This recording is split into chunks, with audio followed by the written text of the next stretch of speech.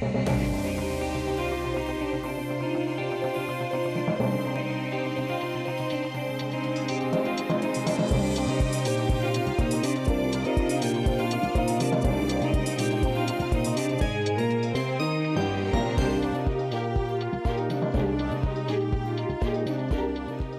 bem-vindo mais uma vez ao Painel Católico, nosso programa semanal de discussão, debate, conversa a três sobre o tema da semana, o tema que nós escolhemos e que nós acreditamos ser relevante, interessante para você, para sua família, para que você converse depois com seus amigos, seus colegas de trabalho, etc. Acreditamos que cada assunto, cada tema, cada área da vida humana que nós trazemos aqui para debater com vocês através dos nossos convidados, especialistas no assunto da semana, no assunto da vez, são realmente relevantes e que vão acrescentar algo à sua vida. Hoje nós sabemos que os programas de TV, no geral, precisam, e vamos falar muito disso também, temos essa oportunidade, precisam de conteúdo. Estão muito bonitos na sua forma, são muito bonitos na sua estética, mas podem ter cada vez mais conteúdo, realmente boa informação para que você forme a sua opinião. Estamos aqui hoje para falar de jornalismo, de desafios do jornalismo, desafios da imprensa, desafios nesse século XXI em que ficamos sabendo o que acontece na China, às vezes com uma diferença de 5 minutos, porque acompanhamos o microblog de algum chinês ou de alguém que saiba o que está acontecendo por lá. Esses desafios, essa história do jornalismo e essa perspectiva para o futuro é o que realmente faz parte da discussão de hoje. Eu sou o Thiago Amorim e agradeço mais uma vez você estar conosco no Painel Católico, acompanhando o nosso programa. Os convidados de hoje são Elson Fachina, jornalista, professor de comunicação da Universidade Federal do Paraná, mestre em cinema, rádio e TV pela USP, doutor em ciências da comunicação pela Unicinos. Obrigado, Fachina, por ter aceito o nosso convite. E também Rodrigo Wolff Apoloni, jornalista, formado pela Universidade Federal do Paraná, o mestrado em ciência da religião pela Pontifícia Universidade Católica de São Paulo. Depois eu queria até que você comente por que do jornalismo, ciência da religião, acho isso muito interessante. Doutorado em Sociologia pela Universidade Federal do Paraná, atualmente é professor de algumas faculdades, cronista do jornal Gazeta do Povo. Obrigado, Rodrigo, por ter aceito também o nosso Muito convite. obrigado, eu que agradeço. Eu começo, e fiquem livres para responder, como vocês acharem melhor, fazendo uma breve reflexão. É da história, por exemplo, dos Estados Unidos da América, cada cidade fundada ter lá o seu xerife e ter um jornal, ter uma imprensa. Quando você faz a história dos Estados Unidos, você vê que a imprensa cresce junto com o país, e o número de leitores, e não é por acaso que no início do século XIX, os Estados Unidos tem muitas universidades, o Brasil tem uma, duas, etc. Não é o mesmo aqui no Brasil. Então, eu já começo provocando vocês, que história é essa do jornalismo no Brasil e por que, me corrija se eu estiver errado, ele demora a alavancar, ele demora a dar assim o seu boom de desenvolvimento, O que faltou ali no início da história do jornalismo? Quem quiser responder. Essa é uma pergunta danada, Ótima, danada. A gente tem vale uma tese, hein? Os Estados Unidos, se você comparar, vamos começar pela própria história. Um país que surge como república e um país que surge eventualmente como um império, como sede de um império português, que é o caso do Brasil. É evidente que num contexto como esse, de que nós permanecemos fora da metrópole, nós permanecemos também em uma certa forma de ignorância. É por isso que o jornalismo ele tardou a se desenvolver. Só que a gente também não pode achar que nós que a culpa é dos portugueses. Que a culpa é dos portugueses ou que nós apenas perdemos. Nós temos jornalistas como Euclides da Cunha, que escreveu Os Sertões e publicou na província de São Paulo. Exatamente. Então, eu acho que também tem essa ligação toda entre o poder público e os meios de comunicação. Jornalismo brasileiro mesmo, e na verdade me parece, Fachina, não sei o que você me diz disso, que jornalismo mesmo é só a partir dos anos 50 no mundo inteiro. Então tem um pouco essa questão. Entendi. Não, eu concordo. E tem uma questão que a gente tem que levar em consideração, é que nós temos uma sociedade muito mais da linguagem oral, muito mais da oralidade mesmo. A gente não é da escrita. A escrita surge para nós muito tempo depois. Apesar de sermos um país de poetas. De grandes poetas. De grandes poetas. Mas eu gostava assim, que a própria poesia no Brasil é uma poesia muito mais, até do repente, Sim, não só musical, muito mais do que a própria do texto. Claro que nós temos e vamos ter sempre grandes poetas. Mas assim, eu creio que essa questão da oralidade, ela marca muito, nós nos relacionamos muito mais no contato. E nisso nós somos muito mais calorosos do que os norte-americanos, anos, porque a nossa relação é muito mais pessoal do que da elaboração, né, que a gente possa ter. Agora, e também tem essa questão que você falava, o jornalismo nosso nasce muito imbricado mesmo aos governos, ao próprio mercado de consumo, né, a indústria mesmo. Né? Está querendo dizer que foi uma imprensa oficial por muito tempo. Oficial. Do mercado, quando o mercado começa a se fortalecer com o mercado, e também dos governos. Né? Ela foi criada, a rádio no Brasil foi criada pelo governo, né? Ela era rádio estatal. E de repente ela foi se apartando do Estado e ficando uma rádio, uma televisão muito mais oficialista do mercado, né? E muito pouco vinculado à sociedade. Nos Estados Unidos, você falou, os Estados Unidos é interessante porque a própria rede pública de rádio e televisão lá cobre o país inteiro. Aqui não tem mais, né? Então, ou seja, há diferenças também, foram diferenças políticas na metade do século passado para cá, que foi definindo esse perfil. E eu acho também que tem uma questão que nós temos um jornalismo bom, ótimo, tem muitas coisas geniais, mas é um jornalismo, no Brasil, muito feito pela elite e para a elite, se não pela elite, para a elite. Né? Não é um jornalismo, por exemplo, que ele não dá conta de revelar a sociedade como tal. Ele pisa pouco no bairro, as nuances, ir para o bairro, né? Só vai para o bairro quando tem crime, quando tem violência, né? Não vai para o bairro resgatar a vida maravilhosa que tem nos bairros. Eu ando pelos bairros de Curitiba, né? Tem muita coisa bacana, maravilhosa acontecendo. Isso não vira notícia. Não vira notícia. E aí, então, é um jornalismo, aliás, que acaba não tem muito gosto para o povo. Então, assim, nós criticamos que o povo não lê. Mas também fazer um jornalismo, não sei se... Também não é tão atrativo para essa parcela da sociedade que é bem grande. Exatamente. Aproveitando ainda dentro da história, nós temos, por exemplo, falando agora de uma glória nacional, nos anos 30, nos anos 40 do século XX, nós temos jornais de grande qualidade que, por exemplo, tinham lá páginas e páginas de Clarice Lispector, Cecília Meirelles e outros grandes escritores que escreviam para jornais. E as pessoas liam, né? As pessoas que tinham acesso ao jornal, consumiam, entre aspas, às vezes uma crônica, um conto inteiro publicado ali num jornal, né? Entre notícias de crime e política, você tem lá umas páginas de Cecília Meirelles. Podemos dizer, né, também que, quando comparado com essas décadas anteriores, e que é uma década quase que a de 30 especialmente, é uma década de ouro assim, para o Brasil, também na literatura, a literatura regionalista, etc., José Lins do Rego e Gilberto Freire, podemos dizer que, se formos comparar, caímos muito em qualidade também no que nós apresentamos no nosso jornal impresso, ou não? Pessoalmente, eu acredito que não. Eu acho que eu sou um otimista crônico, na verdade. Né? A gente tem, evidentemente, conteúdos reduzidos. Mas o Brasil hoje é um país da crônica. Né? Não só da crônica desportiva, da crônica literária e da crônica jornalística. Então nós temos textos mais curtos. Nelson Rodrigues nos ouça, né? Sim, o cronista. Então eu acho que é bem interessante isso. Nós não temos talvez aquele estofo, aquela coisa grandiosa de outras épocas. Mas a gente não pode, penso eu, reduzir. Eu acho que a crônica ela é um texto ligeiro, é um texto agradável, é uma forma muito peculiar de você contar a realidade, né? E muito saboroso também, de registrar, exatamente. E é algo que tem muito a ver também com a própria linguagem da internet, né? Que é uma linguagem de caráter reduzido também. Ela é mais pragmática, ela é mais seca, ela é mais brincalhona. Então eu não sou... Se você perguntasse assim, então vamos relançar os jornais à moda dos anos 50 ou 40... esse jornal estaria fadado ao fracasso absoluto. Com certeza, né? Mercadologicamente, eu acho que o fracasso seria certo. Só que eu penso ainda, acho que isso é mal de filósofo, né? Mas eu penso assim na questão do conteúdo mesmo, a substância, entendo tudo que o Rodrigo falou, mas você concorda, Faxina, que não há perda de lá para cá?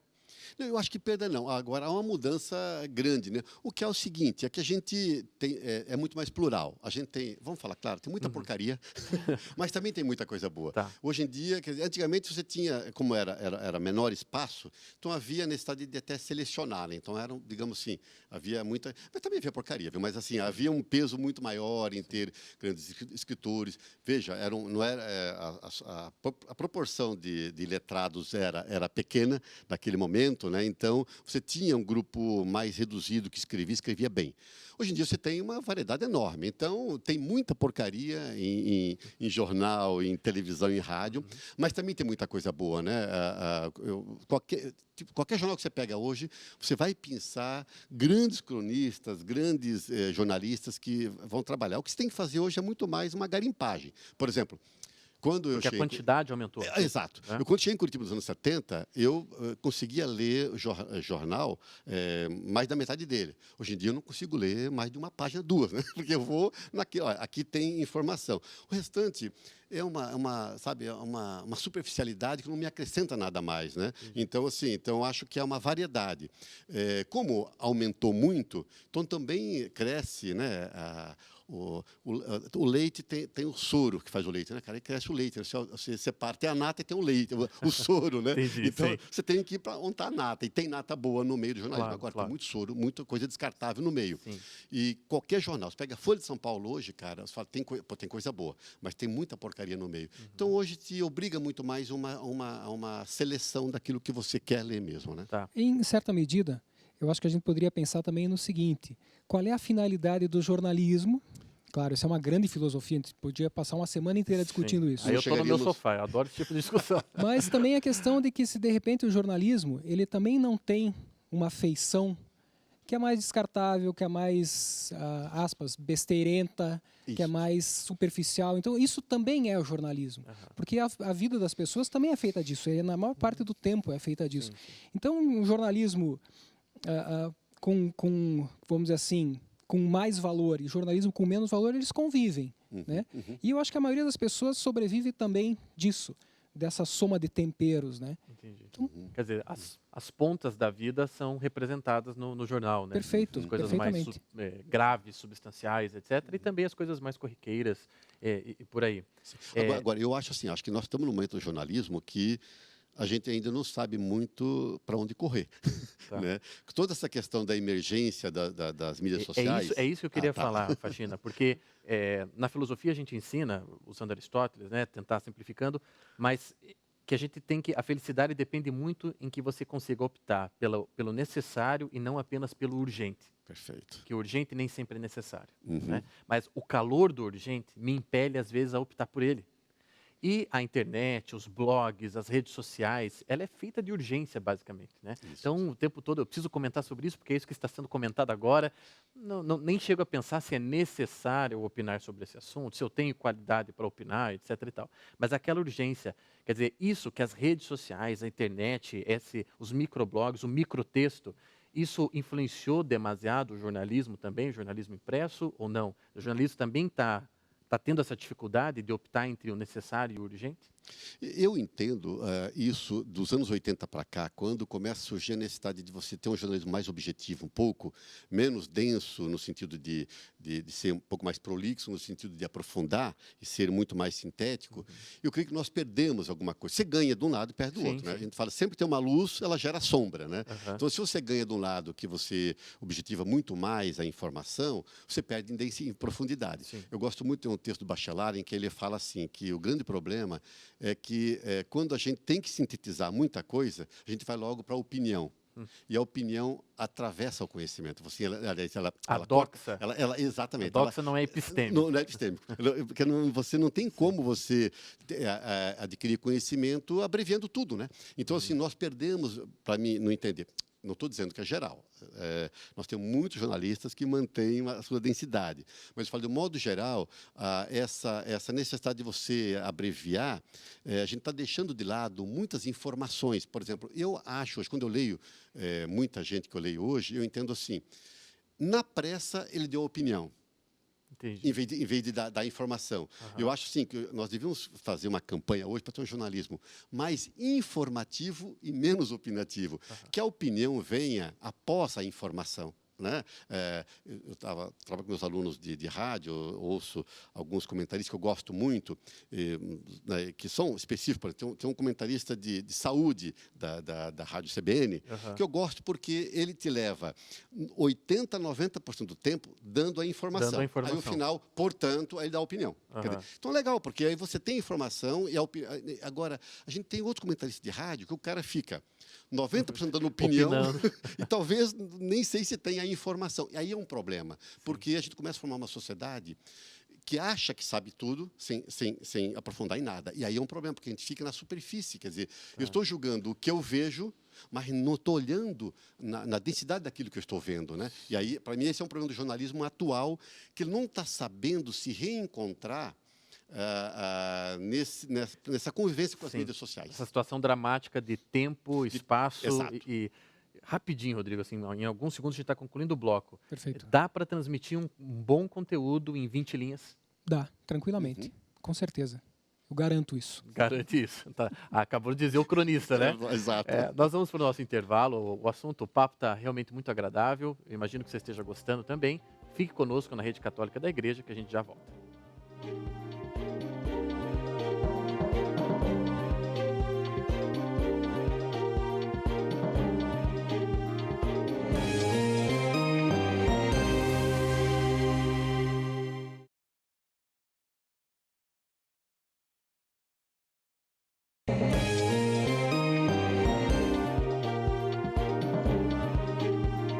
Olá, voltamos aqui com o Painel Católico, TV Evangelizar, Rede Católica da Igreja. Estamos falando sobre jornalismo, desafios do jornalismo, dificuldades do jornalismo no século XXI. O primeiro bloco foi muito enriquecedor, particularmente para mim. Imagino que você também esteja aprendendo bastante com os nossos convidados aqui hoje.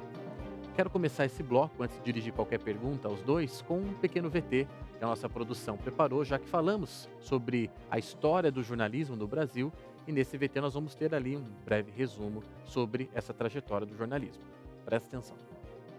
O jornalismo, ao longo da história, ele evoluiu. O que determina o formato do jornalismo, assim, ao longo dessa trajetória dele, são as condições tecnológicas, de que tecnologia ele dispõe. Então a gente vai ter desde das actas diurnas, que eram escritas em placas de madeira, né? A gente vai ter, ao longo do tempo, quando surgem as técnicas tipográficas, à medida que surge a fotografia, cada mudança tecnológica, cada evolução no campo tecnológico vai, de alguma forma, afetar o modelo, o formato, a maneira de se fazer jornalismo. E nós não ficamos livres disso ao longo desse tempo todo. Hoje, nós estamos vivendo a era da informação, a sociedade da informação, né? E, com certeza, o jornalismo foi impactado por essas novas tecnologias. Então, hoje você tem no jornalismo um dos valores importantes para o jornalismo contemporâneo a questão da atualidade, da instantaneidade, da interatividade, né? Da acessibilidade. Então, essas são características que ninguém estava preocupado há 30, 40 anos atrás. E hoje há uma preocupação. A gente chegou a tocar nesse assunto também no bloco passado. Essa instantaneidade, né, ela afeta não só o jornalismo, afetou a filosofia, afetou uma série de áreas acadêmicas também, porque as pessoas têm buscado por pílulas, né, de informação, de resultado, etc. e tal. Eu gostaria que vocês falassem um pouco mais do jornalismo que é feito através dessas pílulas, quer dizer, dos blogs, do Twitter, do Facebook, se vocês acreditam também nesse jornalismo, se ele é um canal interessante para o jornalismo, né, comparado ao jornal impresso, tradicional, etc. O que vocês acham dessas novas mídias e como elas servem à informação? Eu acho que elas são interessantes e tudo depende da técnica. Se a gente voltar no início do jornalismo, você tinha a figura do repórter e a figura do redator. O repórter muitas vezes era uma criança, um adolescente analfabeto que estava no lugar, que era mandada nos Baker Street Boys do Sherlock Holmes, né? Que estavam na hora do fato, eles olhavam, observavam, compilavam tudo mentalmente e voltava para a redação, senta aqui, me diga o que você viu. E o redator escrevia a matéria. Então, se a gente for pensar para além um pouquinho da mídia, para a existência das pessoas, nós temos uma quantidade sensacional de repórteres. né, do reportador, vamos usar esse neologismo, a brasileira, né? E o jornalismo nessas mesmas mídias, me parece que ele pede uma técnica. Eu acho que o que diferencia, de fato, não é o tamanho, não é o tempo, não é a quantidade de caracteres nem de linhas, mas a técnica. Você usar essas ferramentas todas dentro de uma técnica jornalística que respeita inclusive o tempo, as emergências de hoje, você pode ter excepcionais resultados. Eu não vejo isso como problemático. E às vezes, Faxina, não pode acontecer justamente dessa instantaneidade, essa urgência. Acontece lá alguma coisa em Nice, na França, imediatamente a gente está postando sobre aquilo, há uma série de coisas sendo produzidas sobre o assunto, aí passam-se algumas horas, aquilo não confere com a realidade, aquilo não era verdade, né? Se eu tivesse esperado, se eu tivesse depurado um pouco o fato, eu veria que não era aquilo, não teria noticiado. Quer dizer, hoje o jornalista, para não ser desatual, ele tem que fazer mais vezes o meia-culpa? Veja, eu acho que se fizer o meia-culpa está perfeito. O problema é quando não faz. Quando não faz. Para mim, o grave é quando não faz. Quando ele fizer o meia-culpa, perfeito. Porque nós erramos. E acho não, isso dá para quem nos lê, nos assiste, nos vê, nos ouve, não, se o cara está se justificando é porque o resto que ele falou é certeza. Sim. Então, no fundo, o se retratar, na verdade, não vai diminuí-lo, vai torná-lo muito mais humano e muito mais sério, porque, ou seja, quando erra, ele admite. Né? O problema para mim é quando ele apressadamente divulga alguma coisa e depois tenta botar outras informações, mas não se retrata. Aí, para mim, é grave. Agora, a questão que você falava um pouco dessa brevidade, para mim, o que me incomoda mais no jornalismo de hoje é o seguinte: nós pluralizamos, aumentamos muito, agora nós ainda fazemos muito do mesmo. Ou seja, todo mundo fala da mesma coisa. Nós temos hoje, multiplicamos canais de TV, de rádio, veículos de informação, agora a internet, então nem se fala. Mas só que você pega um tema, vamos pegar assim, por dia, 5, 6 temas, que todos falam sobre ele.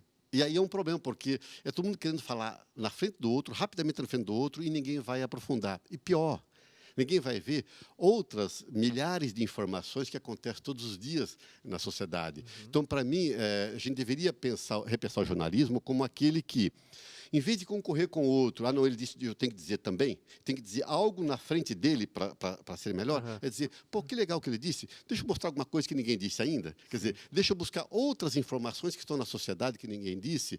Essa questão de você pluralizar as abordagens, as temáticas, né? Eu sempre digo isso, eu não acredito mais no jornalismo feito só em redação.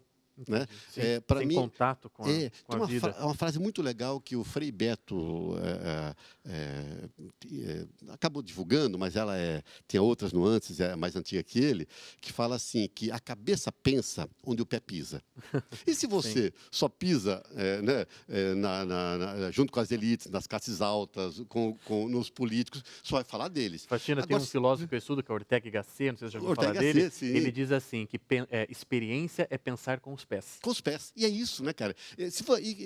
Quando você vai para a periferia e você pisa... Quer dizer, do Povo tem um cara que eu gosto muito, que é o Zé Carlos Fernandes, né? Sim, fantástico. Fantástico. É um cara que ele tá... Você quer o líder da comunidade tal, peça para ele que ele tenha o telefone do nome do cara, quer dizer... E ele pisa na periferia. É o cara que você lê, ele sempre está trazendo um olhar novo, uma abordagem nova, quer dizer, ninguém dá o que ele dá. E ele não está concorrendo com ninguém porque ele traz a novidade. Acho que aqui é que está faltando para nós, nessa imensidão de jornalistas, como a gente pluralizar mais os temas. Né? Eventualmente, Faxina, desculpa, não, rapidamente, pode completar. Tem uma questão. Muitas vezes a velocidade dessa demanda de notícias por notícias faz com que os jornalistas voltem às mesmas fontes. Exatamente. Então fica mais fácil você, de repente, vai no seu celular, você já tem aquele que está mais à mão, aquele que você sabe, principalmente em rádio e TV, que não erra, o que não é excêntrico, que não é estranho. E chama o cidadão de volta e está resolvido. E vai ele. E a qualidade fica sempre a mesma, né? Eu lembro... Agora, deixa eu só acrescentar uma coisa, porque eu não quero perder uma coisa que o Faxina falou, o Rodrigo também pode comentar, ficamos mais plurais, realmente, mas monótonos em termos de tema. Monótonos, né? Por exemplo, a questão política.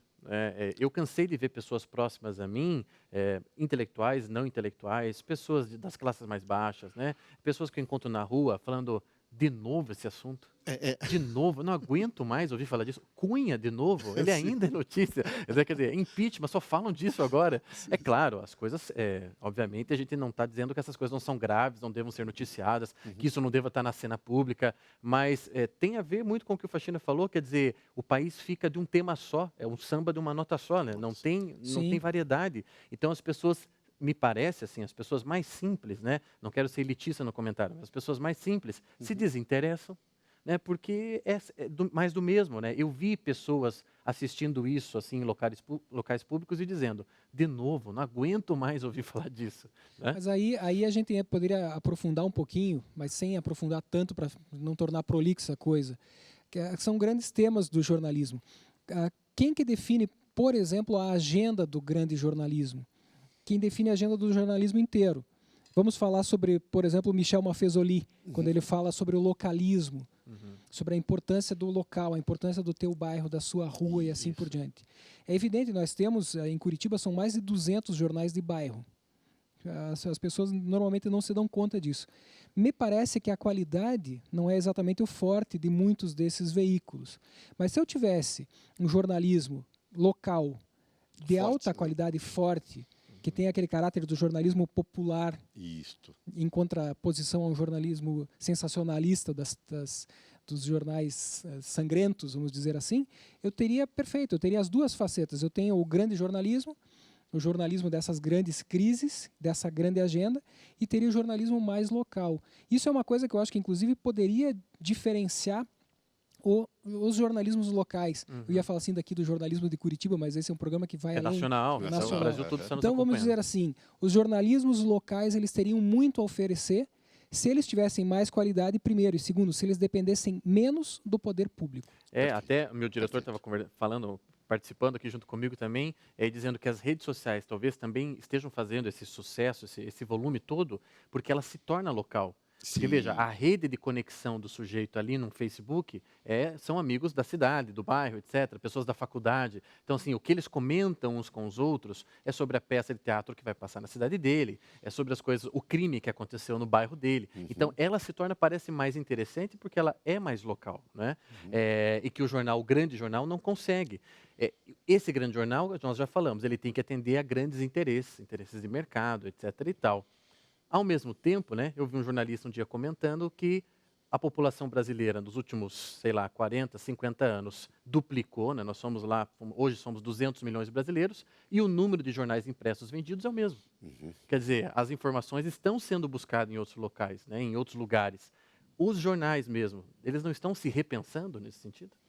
Eles estão usando essa crise para se repensar ou não? Para eles, algumas vezes eles estão só desaparecendo mesmo, né? Porque isso é uma coisa que eu digo para os meus alunos. Quando eu era estudante de jornalismo, uma cidade como Curitiba tinha 2 cursos de jornalismo e 10 jornais. Sim. Hoje nós temos 2 jornais e 10 cursos de jornalismo. Inverteu essa relação. O pior é que não é isso mesmo. É isso mesmo. O que vai monopolizando cada vez mais a notícia, né? Você tem 1, 2 ali impressos, né? E eu acho que a grande questão passa justamente por essa migração do papel impresso para um ambiente virtual que ainda não está sendo bem compreendida pela grande mídia. O mercado literário parece que se livrou disso. Então, 500 anos de livros impressos se mantiveram. Então, esses leitores digitais de livros, parece que eles não funcionam tão bem. Né? Felizmente, porque eu não gosto deles, não. A impressão de livro cresceu no país. Cresceu. O Brasil está lendo mais. Sim. Mas no caso do jornal, é estranho. Não é estranho, né? Rodrigo, eu tenho uma teoria comigo que eu acho o seguinte, olha, eu já vivi a morte do rádio, né? Porque o rádio morreu 2 vezes, né? Quando surgiu a televisão... Ele tem 7 vidas ou não? 7 vidas. Quando surgiu a televisão, o rádio vai morrer porque a televisão vai ocupar o lugar dele. Sim. Ele deu e hoje tem se falado que a TV vai morrer por causa da internet. E o rádio antes, né? Com a internet agora, o rádio morreu. O rádio já está na sua terceira vida. Eu escuto o rádio pela internet, às vezes. E muito bem. E o rádio se refez. O rádio passa bem, então? Passa bem, ele se redescobriu. Eu acho o rádio é um exemplo que eu creio que a TV não aprendeu com o rádio ainda se dar a volta, está tentando dar a volta. Agora, o jornalismo impresso, acho que tem que se repensar. E, por exemplo, eu não sei se o jornalismo impresso pensado na sua rapidez dos anos 80 vale para hoje. Por exemplo, leio muito, tudo que é blog eu leio. Eu sou um cara, né, que vivo plugado lendo. Agora, quando eu vou no impresso, eu quero densidade. Eu não quero mais aquilo que eu li ontem na internet, né? O que eu li no UOL ontem, eu não quero ver hoje, né? Outro dia teve um jornal que estampou foi no dia da queda da Dilma. Pô, a Dilma caiu no dia anterior. Né? O jornal, foi na madrugada. Na madrugada. A manchete principal do jornal do outro dia, portanto 26 horas depois do fato, foi, né, Dilma fora do poder, afastada da presidência. Já estamos sabendo disso, né? Eu falei, isso eu estou sabendo. Quando eu acordei, né, 24 horas antes, eu li isso. Né? Quer dizer, então, ou seja, é você não pensar, quer dizer, você não aprofundar. Quando eu falo em aprofundar, não é necessariamente espichar o texto, mas é você buscar outras fontes. Né? Nós temos, isso que você falou agora há pouco, tem uma pesquisa que a TV Cultura fez. Quando estava criando a TV Brasil, participei um pouco daquele processo ali em 2006, 2007 até 2008, foi feita uma pesquisa nacional encomendada e se constatou o seguinte, olha que loucura, que se falava de ouvir as mesmas fontes, né? Que as fontes nacionais ouvidas por todas as redes de televisão e jornais nacionais, para todos os temas, havia 96 especialistas ouvidos por todos. Olha só. Cara, um país de 200 milhões de habitantes. Você ter 96 pessoas que falam... Que estão, né, formando opinião pública. Formando opinião pública, quer dizer, é pouco demais. Né? Quer dizer, então, eu falo assim, o jornalismo... Só existe Drauzio Varela para falar de saúde. É só ele. Sabe? Que é um cara fantástico. Agora, desculpa, mas também não dá, né? Não dá, né? Dá para ficar numa só. Tem muito mais médico bom, né? Sim, talvez claro. até melhor do que ele, quer dizer. Então, eu digo assim, eu acho que o jornalismo impresso, ele não se repensou, que o lugar dele não é para a grande massa mais. Tem uma teoria legal, nascida na Colômbia, que fala o seguinte, que mais do que o líder de opinião hoje, nós temos que trabalhar com os reeditores da informação. É um conceito novo que é o seguinte, mas é o seguinte, você quer saber informação para você reeditar do seu jeito para o seu público. Eu para o meu, o Rodrigo para o público dele. Eu posso localizar a informação. Posso localizar a informação. Então é o seguinte, eu não quero opinião, eu não quero a coisa curta, eu quero alguma coisa que eu possa ler e falar, cara, então para os meus alunos, para os meus amigos, eu consigo trabalhar um tema novo com eles porque eu li alguma coisa a mais. Então, ou seja, não é um jornal para muita gente. É para poucos, mas assim, poucos qualificados. Um jornal para o intelectual orgânico. Boa para o intelectual orgânico. Lembrando aqui o nosso velho Gramsci. Mais ou menos por aí. Pessoal, vou ter que pedir, né, licença mais uma vez. Nós estamos concluindo aqui o nosso segundo bloco. O assunto, vocês viram, né? Não para de sair coisa. Eu estou ainda cheio de perguntas, pensando em como vou fazer para destinar essas perguntas no terceiro bloco. Peço que você continue acompanhando esse programa aqui na TV Evangelizar, Rede Católica da Igreja. Já voltamos.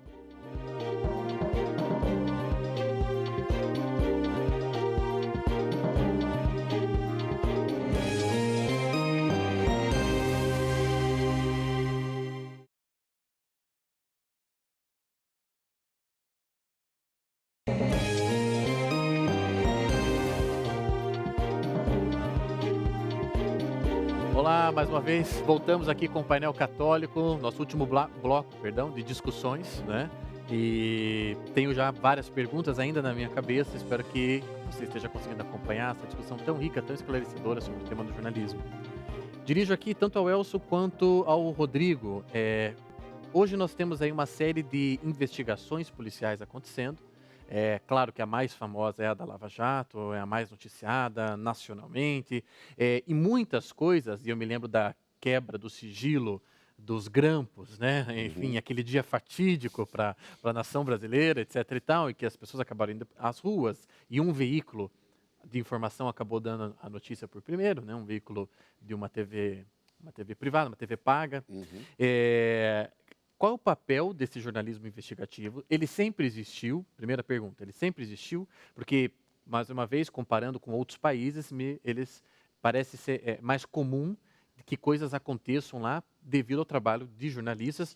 Faço menção ao filme que ganhou o Oscar, aquele filme que investigou os crimes de pedofilia, o filme sobre a situação dos jornalistas que investigaram os crimes de pedofilia nos Estados Unidos. No Brasil, ele sempre existiu, e qual é a qualidade desse jornalismo investigativo, que o nosso público entenda, né, que ajuda muitas vezes em investigações policiais, que ajuda a trazer à luz fatos que vão ajudar a polícia a investigar algum crime. Poderiam comentar um pouco sobre isso? me parece que esse jornalismo ele existe no Brasil há bastante tempo, inclusive convivendo com ditaduras. Né? Nós temos reportagens muito importantes, muito interessantes nos anos 60, 70 no Brasil. Me ocorreu a revista Realidade, mas certamente há outras. Sim, né? e também o próprio Roberto Marinho escondia alguns nos porões do Globo lá, segundo me consta, ele escondia alguns lá, né? Dava uma proteção para algumas. Todas estão aí. Então, eu acho que o jornalismo investigativo ele existe no Brasil há bastante tempo, há mais tempo do que a gente, de repente, é levado a imaginar por força dos últimos acontecimentos, né? Mas um aspecto desse jornalismo investigativo que me ocorre é o seguinte, que a grande mídia tem a possibilidade, muitas vezes, de bancar. De, por exemplo, você manter uma equipe, um jornalista ou 2 ou 3, investigando. De prontidão na delegacia, de prontidão na frente da casa do político. Sem precisar publicar todo dia. Né? E, no entanto, existe um outro jornalismo investigativo que também é tão importante quanto que está surgindo, que não tem ainda tanta relevância, porque ele não é tão conhecido, que é aquele jornalismo independente de jornalistas que criam uma segunda vida, por exemplo, fora do jornal, para investigar dados de bancos de transparência, coisas assim. Entendi. Esse jornalismo, muitas vezes, ele acaba, que é um jornalismo gratuito, ele acaba alimentando o grande jornalismo. Isso é um movimento muito interessante e muito rico. E internacional, inclusive, né? Um movimento sem dúvida, fortíssimo, internacional, fortíssimo, e que no Brasil começa a surgir quando, de repente, esses jornalistas passam a se especializar na análise de dados de bancos de transparência e coisas assim. É nesse miudinho, às vezes, que você puxa todo um rosário de coisas. Isso é bem importante. Tem jornalistas, né, repórteres, Faxina, que parece que tem talento para isso, né? Assim, tem vocação para ficar de delegacia em delegacia e gosta desse tipo dessa área do jornalismo, né? Tem. Não, aqui no Paraná, nós temos pessoal de uma qualidade estupenda, né? Nós temos o caso aqui, poucos anos atrás, o famoso Diários Secretos, né? Que pôs em polvorosa... de campanha política e tudo. Exatamente, polvorosa a Assembleia Legislativa do Paraná, né? E feita por 4 jornalistas, assim, que foram liberados para fazer isso, né? E nesse ponto, a Gazeta do Povo e a RPC TV liberaram os caras. Resguardo, óbvio, né? Sim, e bancaram os caras sem trabalhar diariamente, para publicar diariamente, para poder investigar. É um trabalho de esforço monumental. E aqui é importante que a grande mídia teria que fazer mais ainda, né? Que é bancar, pegar esses caras que têm esse dom, essa competência para isso, porque não é todo mundo, né? E investir nesses caras para eles poderem investigar, porque há muita coisa para se revelar que está escondida aí, né?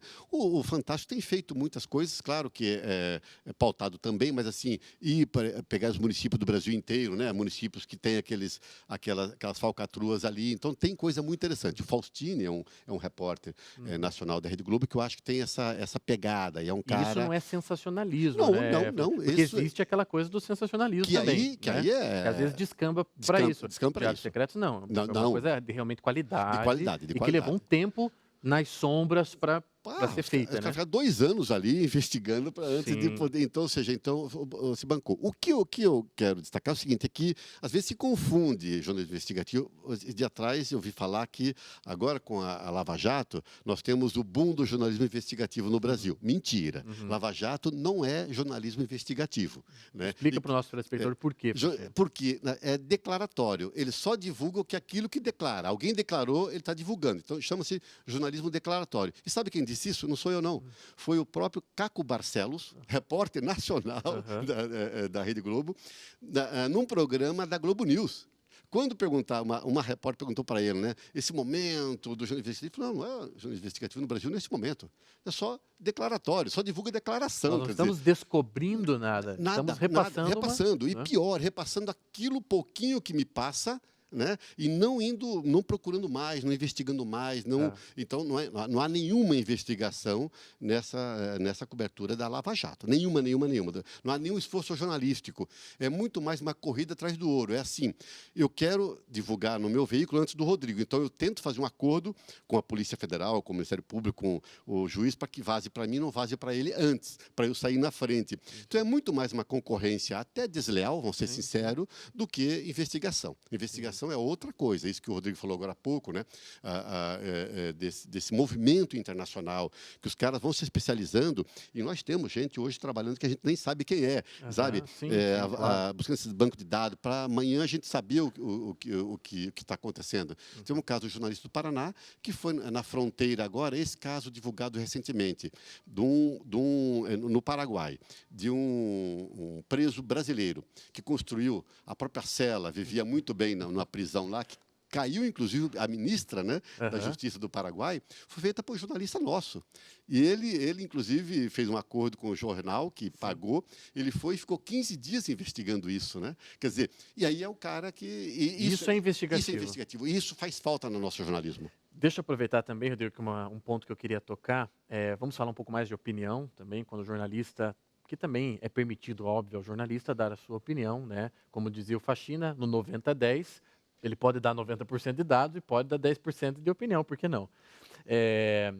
Um exemplo, vou pegar aqui eleições americanas, tá? Que é um exemplo bem atual, e me incomoda um pouco, não porque eu seja nem de A nem de B politicamente, mas me incomoda, por exemplo, de quase todos os veículos de informação que eu acompanho, eles só faltam pedir para eu votar na Hillary Clinton se eu for americano. É verdade.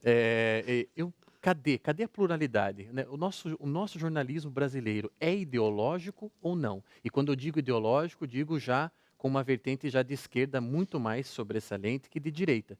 Porque, obviamente, né, o Trump não precisa ser defendido por ninguém, mas ele defende já interesses de uma direita, etc. e tal, na direita americana, que está lá se reinventando com o Trump. Mas eu não vejo nada favorável e eu acho, no mínimo, interessante essa unanimidade do Obama no Brasil. Essa unanimidade da Hillary Clinton no Brasil. É ou não é ideológico isso? Eu não posso simplesmente jogar fora o Trump, entende? Vamos dizer assim, é uma construção muito interessante. Por quê? Porque os donos dos veículos, é evidente que são conservadores. Isso. E os seus repórteres são progressistas, né? Ou são social-democratas, vamos dizer mínimo, assim, né? No mínimo. Agora, assim, e aí você vai dizer que eu estou com todo mundo, mas é que o Trump é muito ruim de defender. Muito ruim de Mas defender. é que justamente aquela riqueza do embate que eu percebo na mídia internacional, né? Porque na mídia internacional você encontra, quando você começa a pesquisar em inglês alguma coisa sobre isso, você encontra debates de grande qualidade de quem defende o Trump, e gente Sim. muito boa defendendo ele. Não porque ele é bom, mas porque ele representa uma alternativa menos pior que a Hillary, entende? Isso no Brasil não vejo ser discutido. E por isso a minha preocupação Talvez se falte profundidade. nós não somos muito ideológicos nesse sentido. Eu acho que somos o mais grave, que a gente não assume que a gente é. Veja só, sobre isso, eu li esse tempo atrás, uns 15 dias atrás, um texto de um cara que ele assume a posição ideológica dele, Chomsky. Chomsky é um intelectual norte-americano de esquerda, todo mundo sabe. E que ele falou bem o seguinte: pobre de nós que temos que escolher entre essas duas opções. Ele falou assim, por quê? Ele falou bem assim, não esqueçamos que o Estado Islâmico, olha a palavra dele, né, é uma criação de Obama e Clinton. Ele falou bem assim, portanto, são senhores da guerra e não da paz. Sim. E ter do outro lado um Trump. Ele falou assim, pobre de nós. Então, eu acho, sabe, que está faltando um pouco esse olhar Eu vi uma dos lápide, dois não lados. sei se vocês viram isso até, é uma piada terrível, mas é verdadeira, porque o filho enterrou a mãe, que faleceu um tempo atrás, e na lápide ele colocou isso, é foto mesmo, não é alteração, morreu, graças a Deus, sem precisar escolher entre Hillary e Trump. Pô, cara, olha só. Você vê a que ponto a coisa chegou lá nos Estados Unidos. Lá, né? Não, e te digo, pobre deles. Né? Né? Então, nesse momento, eu acho que... Agora, sobre a questão da ideologia, eu sempre falo o seguinte, eu acho que nós deveríamos ter um jornalismo que se declara a posição que tem. Agora, porque nós temos um erro, para mim é um erro do jornalismo. Não, nós temos que ser isento. Não. Eu falo o seguinte, o meu lugar não é isento. Agora, eu tenho que buscar a isenção. Esse dia atrás estava aqui o Circo da Democracia aqui em Curitiba, né, debate, é o pessoal mais ligado, evidentemente, ao grupo de esquerda, aos movimentos sociais. Sim. Mas, assim, interessante que eu fui ouvir a melhor crítica ao governo Lula e Dilma do ministro da Cultura, o Juca Ferreira, que foi ministro do Lula e da Dilma. Ele falou o seguinte, vou ser bem claro, o Lula navegou no momento da economia internacionalmente favorável. Sim. Né? E ele fez uma crítica, eu falei, cara, Eu não vi o pessoal da direita fazer essa análise, sabe? Então ele falou, olha, Lula errou aqui, errou lá, acertou aqui, acertou lá. Sim, Quer sim. dizer, ele começou a falar dos acertos e dos erros. A maturidade na análise, né? Maturidade. Falei, é isso. Então, o fato dele ser um ministro, um homem do PT, ministro, e fazer essa análise, essa crítica interna, dizer, nós erramos, isso está acontecendo aí também é fruto do nosso erro, por isso, por aquilo, acertamos aqui, erramos lá. Me dá muito mais, sabe? Sim. Eu acredito muito mais nele do que alguém que já diz, não, eu sou isento. Mas toda a sua análise é, o Lula errou. Pô, mas não acertou em nada, né? Ninguém, então, ou seja, Deus ou o diabo. Também. Então eu acho que está faltando um pouco isso para o jornalismo. Vou dizer o seguinte, não, nossa posição... Sabe que a Carta Capital fez isso, né? Declarou. A Carta Capital também tem seus exageros. Sim. Mas fala assim, mas eu acredito porque, pelo menos, eles carregam muito mais na informação do que na opinião. Leia Veja é um editorial completo de cabo a rabo, de opinativo, né? Então, assim, e nós não temos, me corrijam, um jornal declaradamente, por exemplo, conservador. Declaradamente. Se declara, não. Não temos, né? Não. É interessante, porque em países como a França, você tem essa divisão muito clara. Exato. E o cidadão pode escolher ler o da sua posição. Porque ele já se identifica. Ler o da outra. Mas tem uma questão que me ocorre também, que tem a ver com a complexidade do pensamento. Eu estava, outro dia, pela Gazeta, eu produzi um artigo para ele sobre o Brexit, sobre a saída da Grã-Bretanha, etc. E é muito interessante você perceber as críticas depois, que a pessoa, muitas vezes, é a relação do localismo com o global. Eu vi pessoas de luto pela saída da Grã-Bretanha, do bloco, só que o cidadão nunca saiu do Atuba, que é um bairro aqui de Curitiba. Sim. Então aquilo ali muda a vida dele de uma forma extraordinária. Não muda. Né? Nada. Então talvez o jornalismo ele tenha um pouco de receio desse pensamento complexo. Entendi. Inclusive porque muitas vezes a leitura que se faz de um texto que você produz é totalmente ideologizada também. Às vezes eu escrevo uma crônica sobre culinária, sou acusado de ser petista, sou acusado de ser PSDBista, quando eu nem pensei nisso.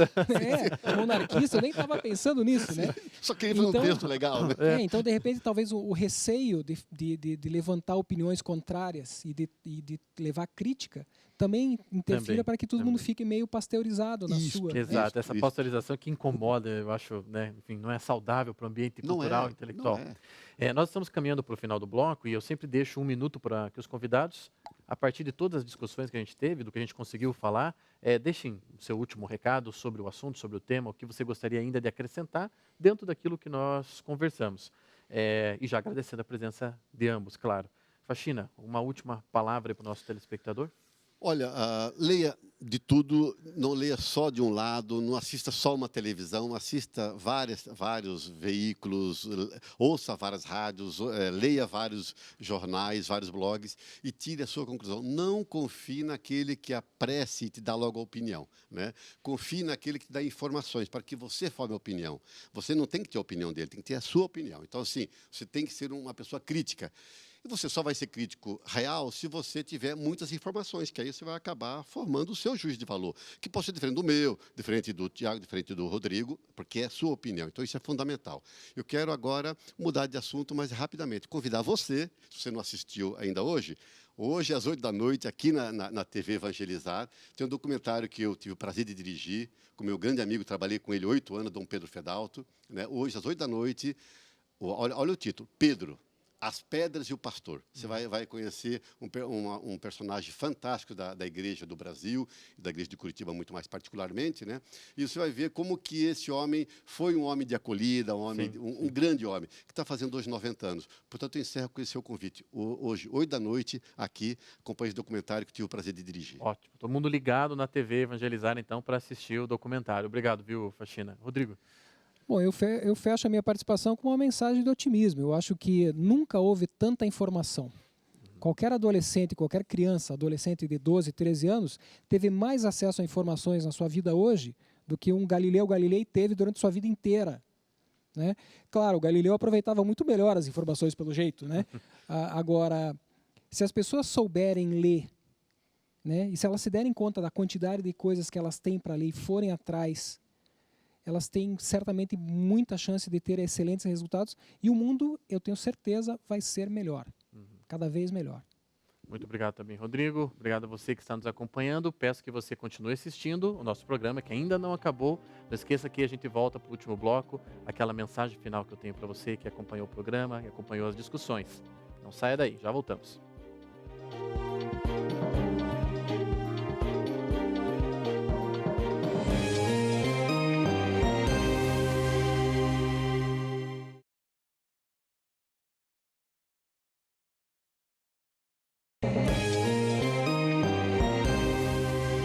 estava aqui pensando no que trazer para você como mensagem final e me lembrei mais uma vez de um filósofo que eu gosto muito, que é Aristóteles, que diz que a alma é aquilo que ela conhece. Existe uma diferença entre pessoas inteligentes e pessoas não tão inteligentes. Há também, como Hugo de São Vítor diz, os obtusos, mas para mim a diferença básica está na avidez. Quem tem avidez pelo conhecimento, avidez pela informação, vontade de saber, e quem não tem. Às vezes a gente está lá um pouco entediado, a gente está sem vontade de ler, a gente está sem vontade de abrir aquele jornal, de abrir aquele livro, de ir à biblioteca, mas é preciso um pouco de esforço, é preciso um pouco de o que eu chamo violência interior. A violência interior é aquilo que faz com que eu saia do meu estado de inércia. E mesmo eu, que nunca li um jornal de cabo a rabo, como se diz no interior do Paraná, eu consiga ler, porque eu fui violento comigo mesmo.